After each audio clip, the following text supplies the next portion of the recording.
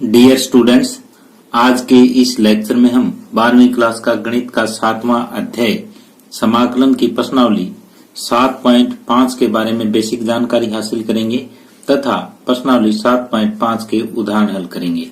तो बेसिक जानकारी में हमारे पास है आंशिक भिन्नों द्वारा समाकलन यानी इंटीग्रेशन बाय पार्शियल फ्रैक्शन।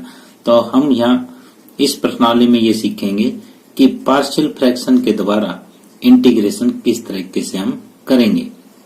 तो इससे पहले पार्शियल फ्रैक्शन पढ़ने से पहले हमें ये पता होना चाहिए कि एक प्रमेय फलन क्या होता है, उचित प्रमेय फलन क्या होता है, अनुचित प्रमेय फलन क्या होता है।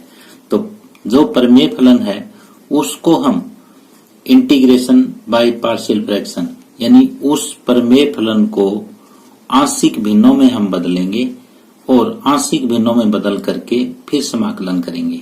ये हमारा यहाँ का उद्देश्य रहेगा।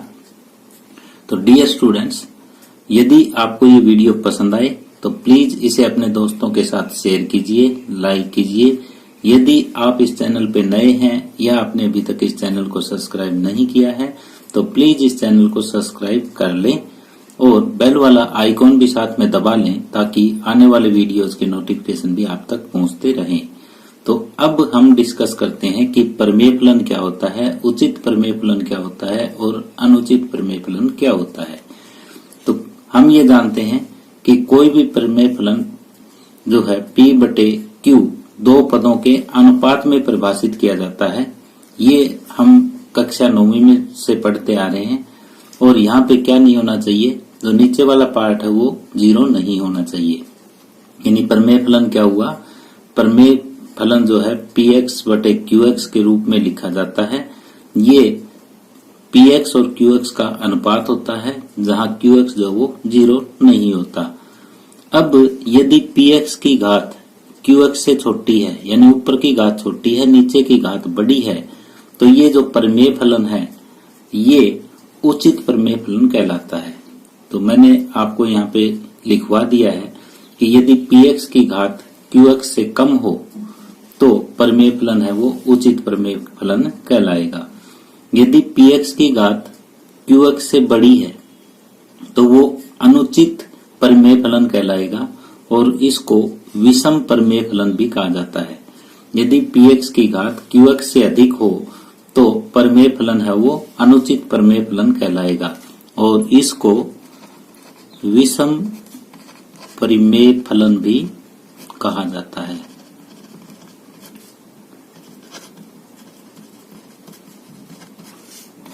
यानी अनुचित प्रमेय फलन को विषम प्रमेय फलन भी हम कह सकते हैं।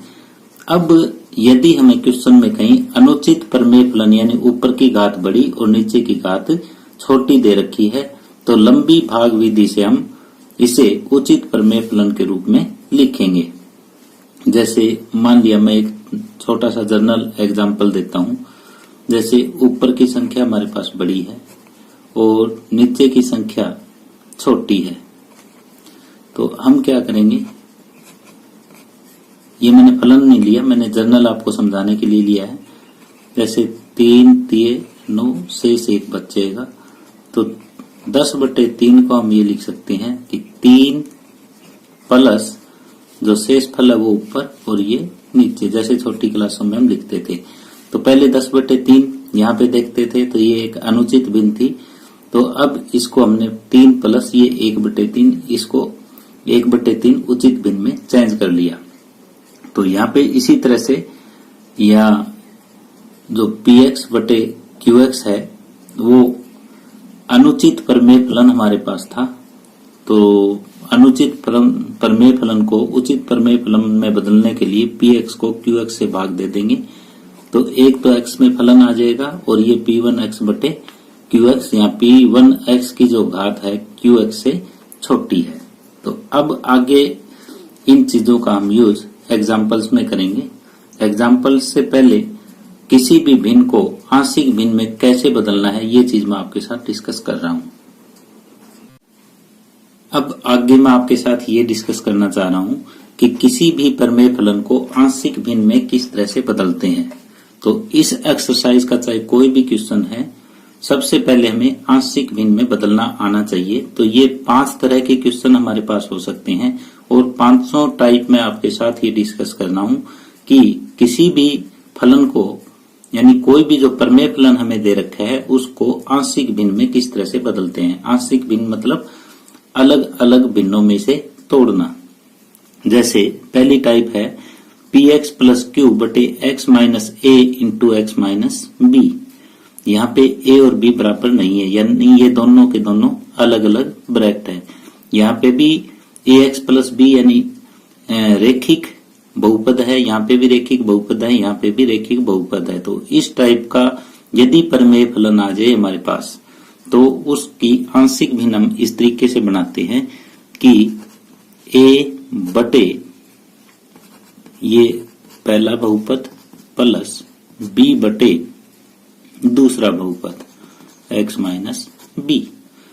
अब जिस तरह से यहाँ पे 2 है, तीसरी टाइप में यहाँ पे देखो 3 है और ऊपर घात 2 है, ऊपर 1 हो चाहे 2 हो, यानी नीचे वाली के बराबर या नीचे वाली से बड़ी ना हो, तो उस समय यही रूल लगता है कि a बटे पहला x माइनस ए प्लस b बटे x माइनस बी और प्लस c बटे x माइनस सी।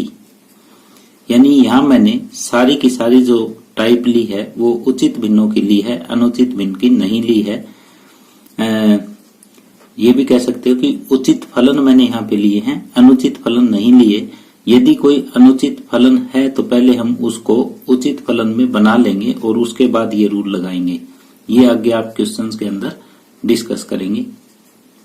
अगर ये देखो यहाँ पे वर्ग हो, ये देखो यहाँ पे मैंने अब तक 2 केस ये डिस्कस किए हैं, यहाँ पे भी दोनों अलग थे, यहाँ पे भी दोनों अलग थे। तो अब यहाँ अगर वर्ग हो तो इसको आंशिक भिन्नों में इस तरह से बदलेंगे, a बटे ये यूं का यूं x माइनस ए और प्लस b बटे ये x माइनस ए का वर्ग हो जाएगा। ये करना आपको।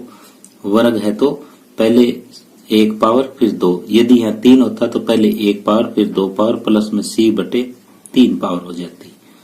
अब ये देखते हैं अगर वर्ग और ये रेखिक बहुपद मिक्स आ जाए तो फिर क्या करना है। फिर ये करेंगे कि a बटे वर्ग खोलने का जो तरीका वो लगाओ, x माइनस ए प्लस b बटे x माइनस ए का वर्ग और ये रेखिक बहुपद वाला लग जाएगा c बटे x माइनस बी।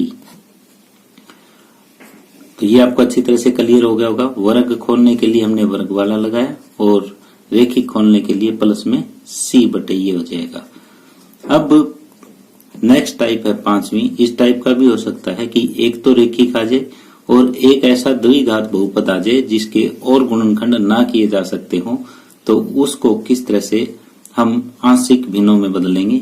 वो ऐसे बदला जाएगा a बटे ये तो रेखिक है, रेखिक तो सीधा ही बदल दिया जाता है, ये द्विघात है तो इसमें bx प्लस c लिखा जाएगा ऊपर और नीचे x square plus bx plus c। Condition ये है कि इसके आगे गुणनखंड नहीं किए जा सकते हो, वही इस तरह से आंशिक भिन्न में बदला जाएगा, नहीं तो नहीं बदला जाएगा। नहीं तो ये क्या बन जाता है, ये वाली ये टाइप बन जाती है। अगर इसके गुणनखंड हो जाते तो ये तीसरी टाइप बन जाती है और ये सिंपल तरीके से हम इसको आंशिक भिन्न में लिख देते।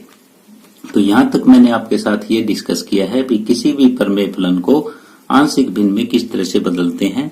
तो यहाँ हमारे पास 5 टाइप हो सकती थी, जो 500 टाइप मैंने आपके साथ डिस्कस की है। अब आगे उदाहरण हल करते हैं। अब उदाहरण नंबर 11 है dx बटे x plus 1 into x plus 2 का समाकलन ज्ञात कीजिए। तो यहाँ पे हमारे पास ये 2 रेखिक बहुपद हमें अलग अलग मिले हैं, ऊपर 1 है तो ये उचित परिमेय फलन है। इसको इस तरीके से हम सबसे पहले आंशिक भिन्नों में बदलेंगे। तो माना आंशिक भिन्नों में बदलेंगे तो ये 1 बटे x प्लस 1 x प्लस 2 ये किसके बराबर हो जाएगा, ये बिल्कुल पहली टाइप है a बटे x प्लस 1 प्लस b बटे x प्लस 2 ये हो जाएगा। अब हम ये लिखेंगे कि 1 के बराबर, यानी ये लघुत्तम ले लो और इधर का भी लघुत्तम ले लो, ये x प्लस 1 x प्लस 2। यहाँ तो अकेला है ही, लघुत्तम लेने की आवश्यकता है ही नहीं, ये तो यूं का यूं लिख देंगे और लघुत्तम लेंगे इस साइड का, तो ये होगा x प्लस 1 x प्लस 2। तो a के साथ ये गुना हो जाएगा x प्लस 2 और प्लस में b के साथ ये हो जाएगा x प्लस 1। तो ये लघुत्तम से लघुत्तम कट जाएगा, ये हो जाएगा next step a into x plus 2 plus b into x plus 1। ये लघुत्तम से लघुत्तम कट जाएगा। हर एक क्वेश्चन इसी टाइप से होगा। अब दोनों तरफ x के गुणांकों की तुलना करेंगे। दोनों तरफ x के गुणांकों की तुलना करने पर, x के गुणांकों की तुलना करेंगे तो यहाँ कोई x है ही नहीं, यहाँ पे a हो जाएगा और यहाँ पे x का गुणांक है वो b है। अब अचर संख्याओं की तुलना करने पर, दोनों तरफ अचर संख्याओं की तुलना करने पर, अचर संख्याओं की तुलना करेंगे तो यहाँ तो अचर संख्या है 1 और यहाँ पे अचर संख्या है वो 2a और यहाँ पे b, यानी 1 के बराबर 2a प्लस b। इसको समीकरण आप 1 मान लो, इसको समीकरण 2। अब इन दोनों को हल कर लो तो पहली में से दूसरी घटाएंगे, 1 में से 2 घटाने पर, तो 1 में से 2 घटाएंगे तो 0 में से 1 गया, -1 बराबर -1, b से b कट जाएगा तो a की वैल्यू आ जाएगी 1। अब a का मान समीकरण 1 में रख दो, a का मान समीकरण 1 में रखने पर जब ये रखेंगे 0 बराबर 1 प्लस b और b का मान आ जाएगा -1। अब a का मान हमारे पास आ चुका है, b का मान हमारे पास आ चुका है। अब 1 बटे x प्लस 1 गुना x प्लस 2, इसको हमने क्या लिखा था, a बटे यानी 1 बटे x प्लस 1 और प्लस में b बटे x प्लस 2 ये लिखा था। अब हमें क्या करना है, अब ये करना है इसका समाकलन, दोनों तरफ हम क्या कर देंगे, x के सापेक्ष समाकलन कर देंगे। तो पार्शियल फ्रैक्शन का फायदा क्या हुआ, आंशिक भिन्नों में बदलने का फायदा ये हुआ कि ये एक बड़ा सा क्वेश्चन 2 छोटे छोटे क्वेश्चन में बदल गया। अब इन दोनों का हम समाकलन करके उत्तर ज्ञात कर देंगे। तो ये जो समाकलन करेंगे तो 1 बटे एक्स प्लस 1 का समाकलन होता है log x प्लस 1 और प्लस में ये माइनस log x प्लस 2 और प्लस में c, ये हो जाएगा। तो log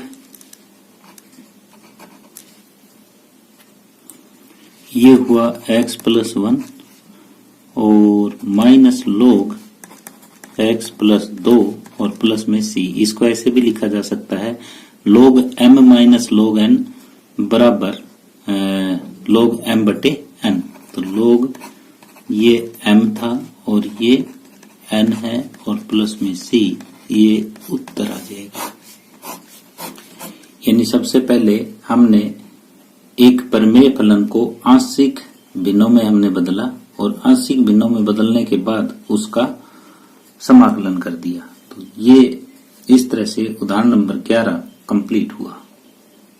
नंबर 13 है 3x माइनस 2 बटे x प्लस 1 का वर्ग इंटू एक्स प्लस 3 का x के सापेक्ष समाकलन हमें ज्ञात करना है।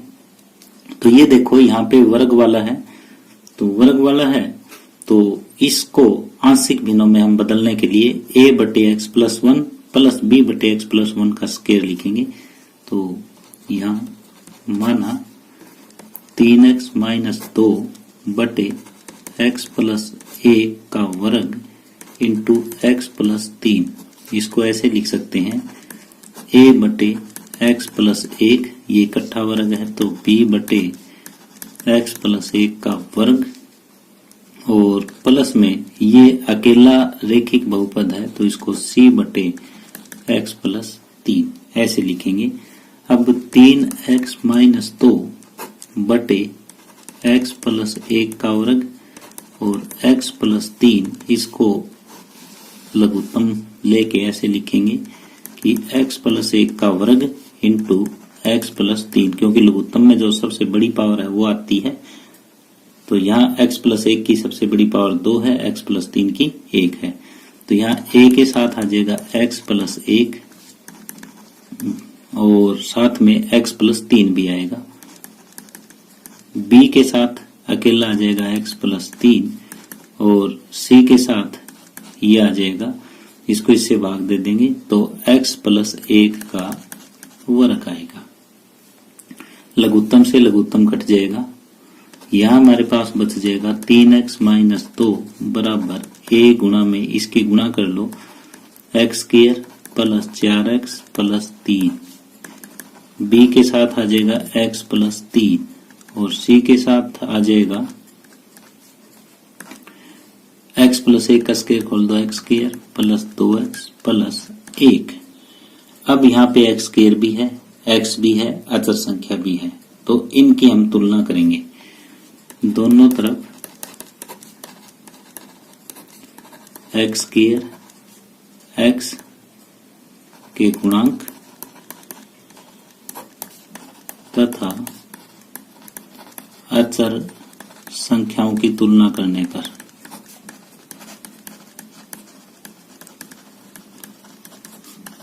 जब x स्क्वायर का गुणांक हम दोनों तरफ तुलना करेंगे तो इधर तो x स्क्वायर का गुणांक है ही नहीं, तो ये तो आ जाएगा 0। यहाँ x स्क्वायर के साथ a है, या x स्क्वायर नहीं है, या x स्क्वायर के साथ c है, तो a प्लस c आ जाएगा।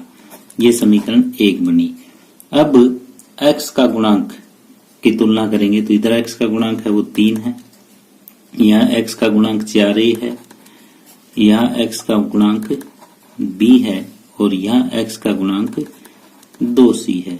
ये समीकरण 2 आ जाएगी।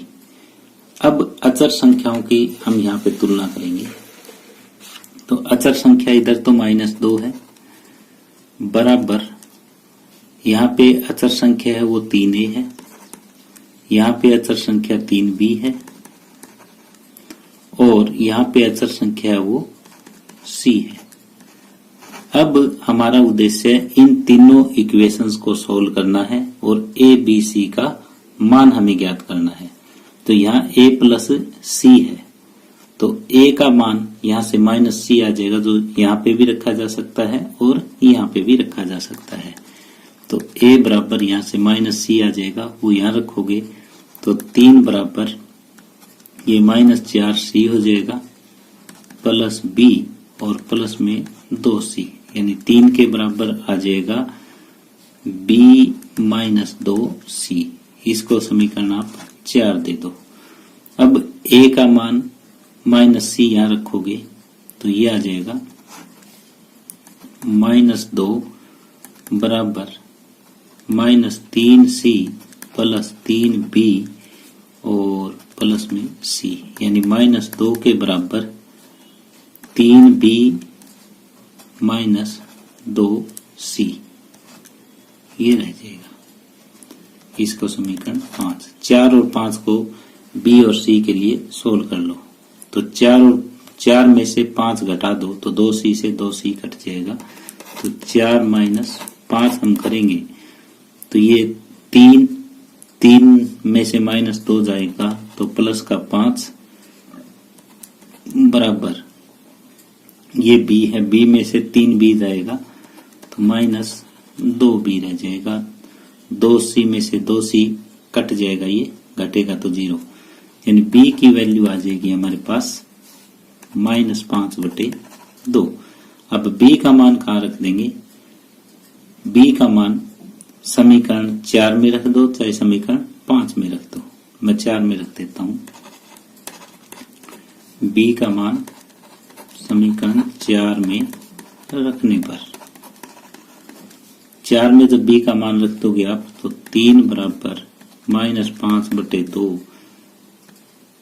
-2c।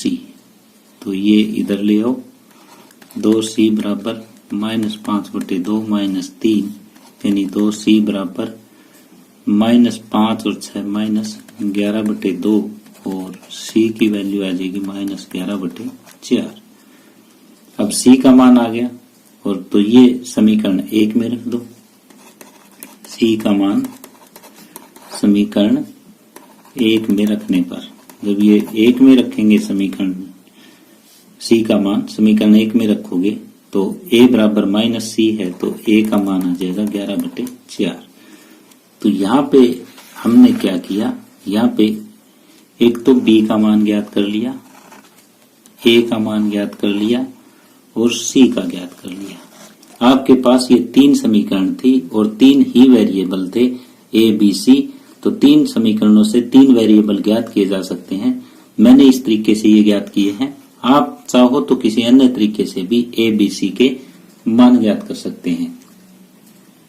अब a b c का मान ज्ञात करने के बाद हम शुरू में जो मानना था वहां a b c का मान रख देंगे, जैसे 3x - 2 बटे x प्लस 1 का वर्ग इंटू x प्लस 3। ये किसके बराबर था, ये मैं आपको एक बार दिखा देता हूं। ये देखो 3x - 2 x प्लस 1 का square into x plus 3 a बटे x प्लस 1 प्लस b बटे x प्लस 1 का वर्ग प्लस c बटे x प्लस 3 ये था।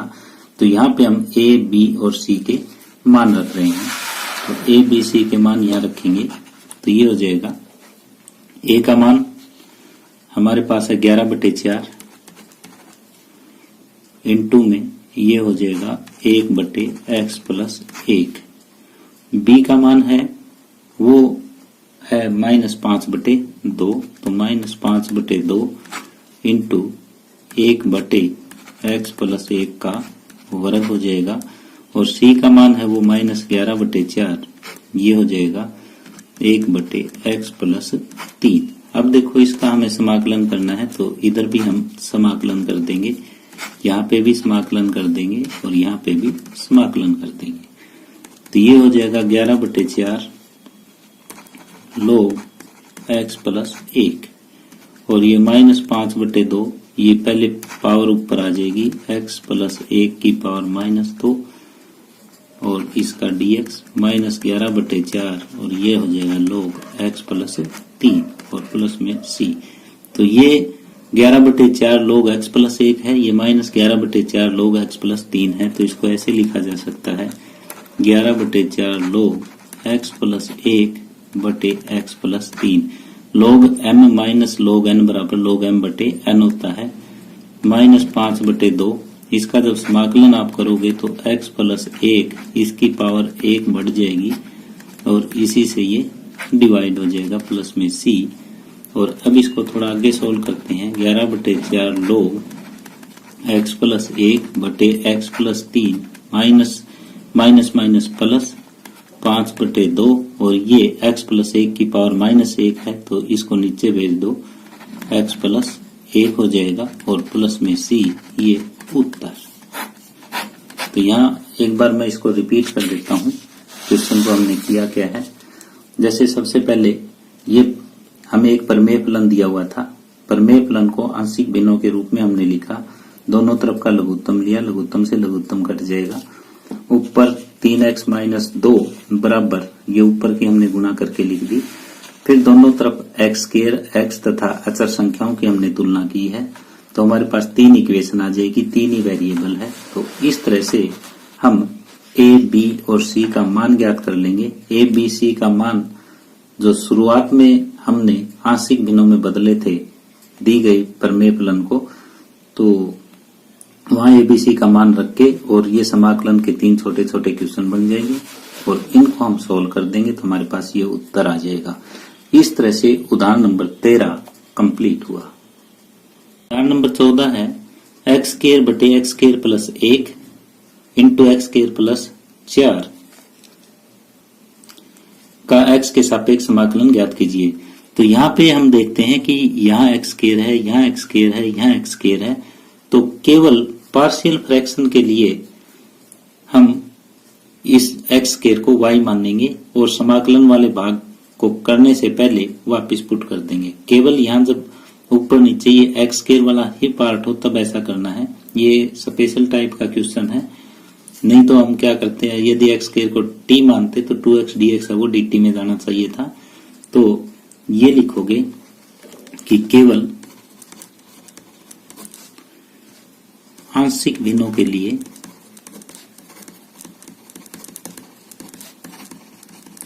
एक्स स्क्वायर बराबर वाई लेने पर, केवल आंशिक भिन्न बनाएंगे तब तक लेंगे और फिर वापस y का मान एक्स स्क्वायर रख देंगे। तो ये होगा एक्स स्क्वायर को y रखोगे तो y प्लस 1 y प्लस 4 ये है। तो इसको हम क्या लिख सकते हैं, a बटे y प्लस 1 प्लस b बटे y प्लस 4। तो दोनों तरफ लघुत्तम लेंगे, लघुत्तम से लघुत्तम कट जाएगा, a के साथ ये आ जाएगा y प्लस 4 और b के साथ आ जाएगा y प्लस 1। अब दोनों तरफ y के गुणांक को तथा अचर संख्याओं की तुलना करने पर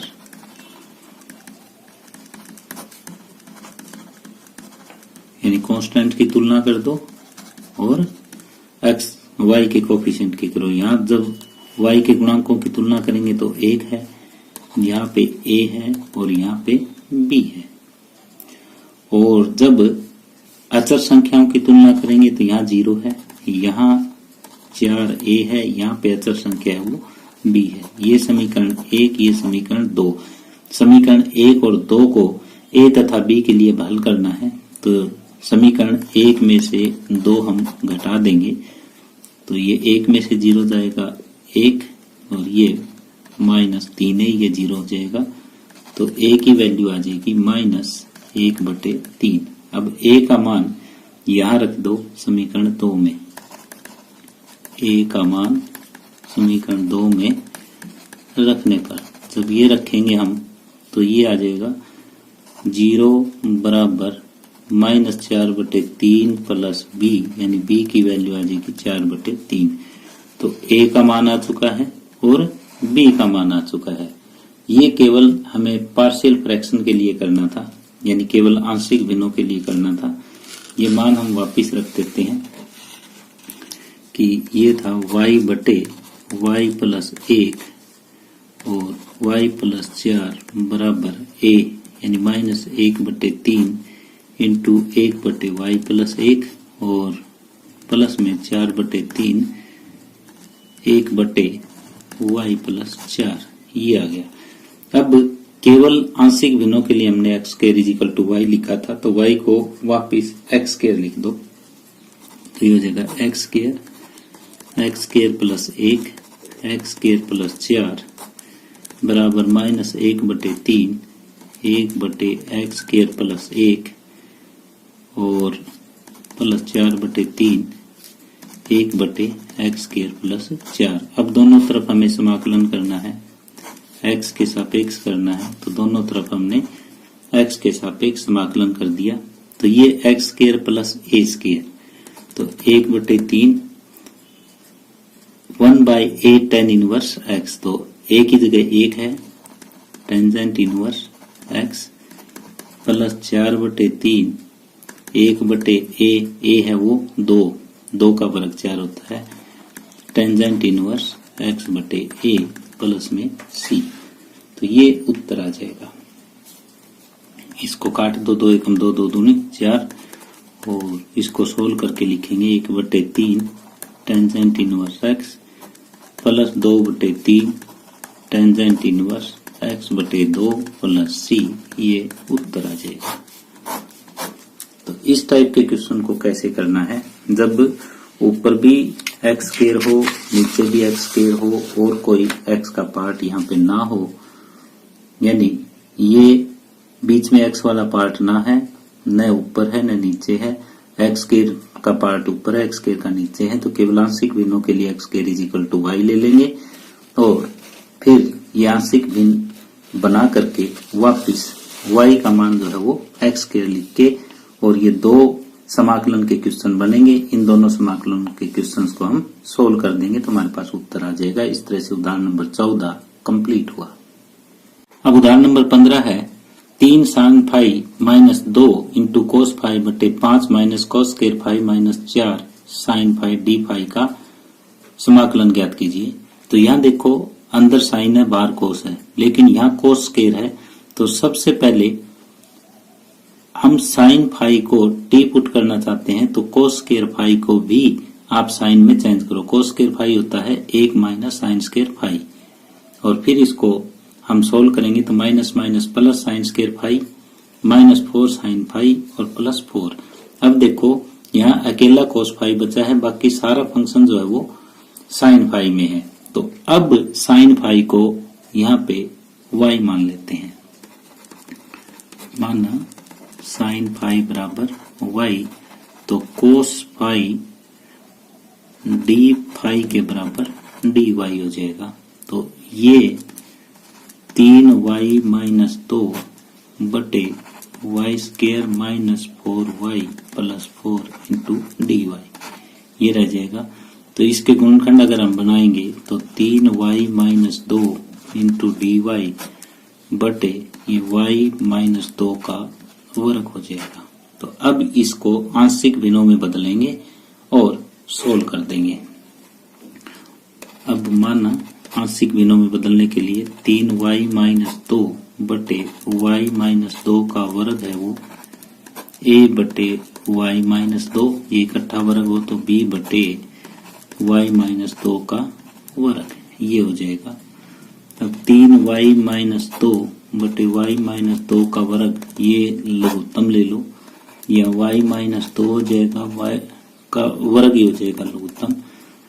तो इधर y माइनस 2 है तो a के साथ y माइनस 2 और b अकेला रह जाएगा। लघुत्तम से लघुत्तम कट जाएगा तो इसके बाद ये आ जाएगा 3y माइनस 2 बराबर a गुणा y माइनस 2 प्लस b। अब दोनों तरफ y के गुणांक और अचर संख्याओं की आप तुलना कर दो। दोनों तरफ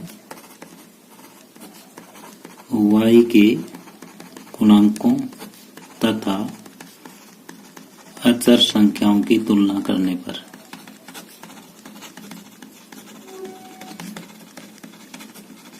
जब हम y के गुणांकों की तुलना करते हैं तो इधर तो है 3, इधर y का गुणांक है वो a है, तो a का मान 3 आ जाएगा। और जब अचर संख्याओं की तुलना करते हैं तो यहाँ माइनस 2 है, यहाँ माइनस 2a प्लस b है, तो a का मान ये 3 है वो यहाँ रख दो, तो ये होगा माइनस 2 बराबर माइनस 6 प्लस b, और इसको उधर भेजोगे तो b का मान आ जाएगा वो 4 आ जाएगा। b का मान 4, a का मान 3, ये दोनों मान आ चुके हैं। अब ये दोनों मान हम यहाँ रख देंगे। तो 3y माइनस 2 बटे y माइनस 2 का स्क्वायर बराबर a का मान 3 बटे y माइनस 2 और b का मान 4 y माइनस 2 का वर्ग। इसका हमें समाकलन करना है विद रिस्पेक्ट टू y, इसका भी और इसका भी। तो इसको जब समाकलन करेंगे तो ये हो जाएगा 3 log y माइनस 2 और प्लस में ये 4 के साथ हो जाएगा y माइनस 2 की power minus 2 into D Y. अब और सोल्व कर लेते हैं इसको। 3 log y माइनस 2 प्लस में 4, y माइनस 2 की पावर माइनस 2 प्लस 1 और नीचे भी माइनस 2 प्लस 1 और प्लस में c। अब इसको आगे सोल्व करेंगे तो 3 log y माइनस 2 और माइनस 2 प्लस 1 माइनस 1 की 4 के साथ गुणा करोगे माइनस 4 बटे ये हो जाएगा y माइनस 2, क्योंकि y माइनस 2 की पावर माइनस 1 है, नीचे जाके प्लस 1 हो जाएगी। अब y का मान वापिस साइन फाई रख दो। ये 3 log साइन फाई माइनस 2 और minus 4 sine phi minus 2 plus c, ये उत्तर आ जाएगा। ये क्वेश्चन मैं रिपीट कर रहा हूं। यहां हमारे पास 3 sine phi minus 2 into cos phi बटे 5 minus cos square phi minus 4 sine phi ये था। तो कोस स्क्वायर फाई को हमने 1 माइनस साइन स्क्वायर फाई लिख दिया, फिर ये इक्वेशन बना ली। फिर साइन फाई को हमने y लिखा, कोस फाई डी फाई है वो डी वाई में चला गया। तो ये एक प्रमेय फलन हमारे पास बन जाएगा। प्रमेय फलन को आंशिक भिन्नों के रूप में हमने लिख दिया और फिर y के गुणांकों तथा अचर संख्याओं के आपस में हमने तुलना कर ली। a और b का मान आ चुका है। a b का मान हमने जो ऊपर आंशिक भिन्न हमने जब बनाए थे वहां a और b का मान रख दिया और फिर ये दो समाकलन के क्वेश्चन बने। इन दोनों क्वेश्चंस को हमने हल कर दिया और फिर y का मान वापस साइन फाई रख दिया। तो इस तरह से उदाहरण नंबर 15 कंप्लीट हुआ। अब उदाहरण नंबर 16 है x square plus x plus 1 बटे x plus 2 into x square plus 1 का एक्स के सापेक्ष समाकलन ज्ञात कीजिए। तो सबसे पहले हम पार्शियल फ्रैक्शन बनाएंगे। यहाँ पे एक रेखिक बहुपद है और यहाँ पे एक द्विघात बहुपद है। तो इसको इस टाइप से बनाएंगे, एक्स स्क्वायर प्लस 1 बटे x plus 2 into x square plus 1। तो ये a के बटे ये जो लीनियर है वो यूं का यूं आ जाएगा और प्लस में bx प्लस c के बटे में एक्स स्क्वायर प्लस 1 आ जाएगा। तो एक्स स्क्वायर प्लस 1 बटे x plus 2 into x square plus 1 को यहाँ लघुत्तम लेंगे तो ऐसे लिख देंगे x plus 2 x square plus 1। तो a के साथ एक्स स्क्वायर प्लस 1 आ जाएगा और bx के साथ x प्लस 2 और c के साथ भी x प्लस 2 आ जाएगा। लघुत्तम से लघुत्तम कट जाएगा। लघुत्तम से लघुत्तम कटने के बाद x square plus x plus 1 इसके बराबर हो जाएगा a के साथ एक्स स्क्वायर प्लस 1, b के साथ एक्स स्क्वायर प्लस 2x और c के साथ x प्लस 2। ये हमने गुणा कर ली। अब दोनों तरफ एक्स स्क्वायर के गुणांक, एक्स के गुणांक और अचर संख्याओं की तुलना करेंगे। दोनों तरफ एक्स स्क्वायर एक्स के गुणांक तथा अचर संख्याओं की तुलना करने पर जब ये एक्स स्क्वायर का गुणांक हम कंपेयर करेंगे तो ये आ जाएगा, इधर तो 1 है, यहाँ पे a है और यहाँ पे b है। ये समीकरण 1 आई। अब x का गुणांक हम कंपेयर करेंगे तो यहाँ 1 है, यहाँ कोई नहीं है। यहाँ x का गुणांक है वो 2b है और प्लस में यहाँ x का गुणांक है वो c है। ये समीकरण 2 बनी। अब अचर संख्या की तुलना करेंगे। यहाँ x का गुणांक 1, यहाँ a, यहाँ कोई नहीं है और प्लस में यहाँ पे आ जाएगा 2c। अब हमारे पास 3 इक्वेशन है, 3 ही वेरिएबल है, इनको सोल्व करना है। तो पहले में से तीसरा घटा लो।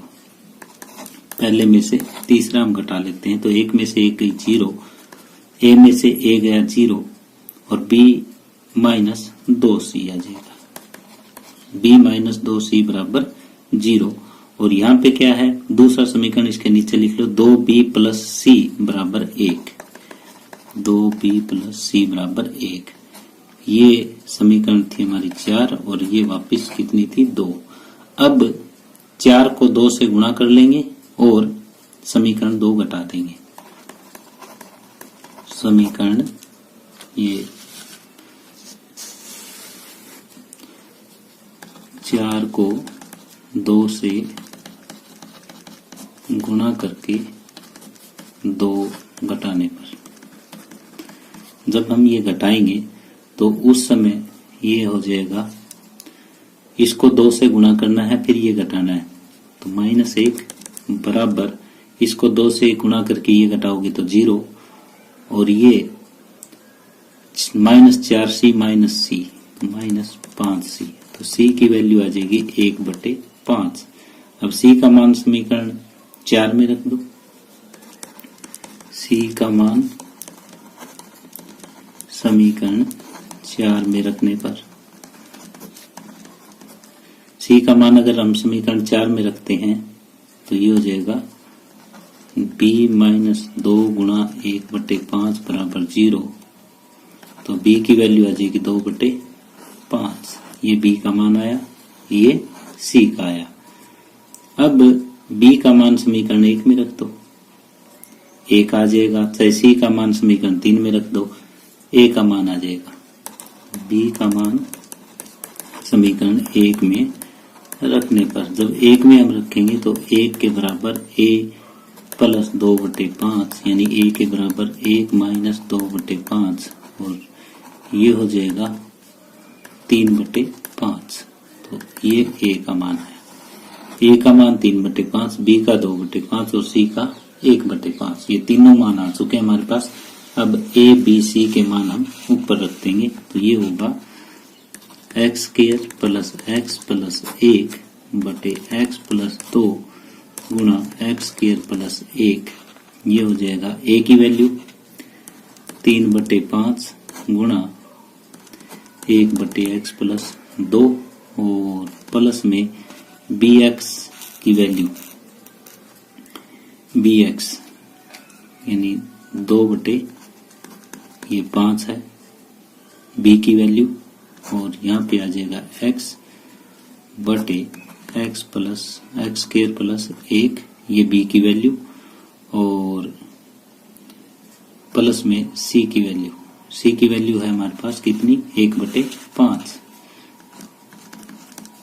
और ये हो जाएगा 1/x² प्लस 1। अब ये समाकलन करना है हमें, इधर भी समाकलन कर दो। ये मैंने समाकलन का निशान पहले ही लगा रखा है, इधर भी समाकलन हम कर देंगे।